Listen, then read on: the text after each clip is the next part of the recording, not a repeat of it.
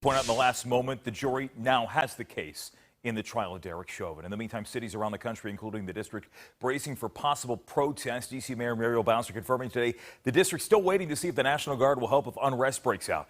Stephanie Ramirez is standing by live at Black Lives Matter Plaza with the latest tonight. Stephanie? Hey, Jim, and I did confirm with sources that D.C. Mayor Muriel Bowser did meet with the Secretary of the Army this afternoon, but the Army is still reviewing that National Guard request. Officials are not saying why. CNN, actually asking an Army secretary at a Pentagon news conference today, is reporting that the National Guard could be prepared to launch as early as today if there were unrest. But, Jim, as you know, the National Guard request for January 6th was also delayed. This was under a different Secretary of the Army, but we later learned that that delay had to do with concern over optics. The mayor, talking about this earlier today, said this. It's a problem. It's absolutely a problem. I don't want to discuss the specifics of the requests at this point, but I expect that it will be resolved.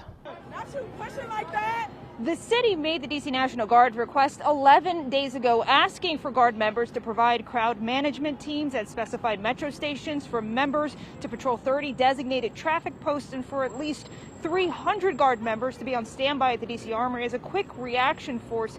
We did already see some violence break out at a police brutality protest this weekend, which included reports of fireworks being launched toward officers, and we've seen election unrest in the district in the past. So Fox 5 asked the mayor today, if this is the new norm, will leaders and business owners have to prepare for unrest here whenever there's tension elsewhere in the country? I don't know I don't know.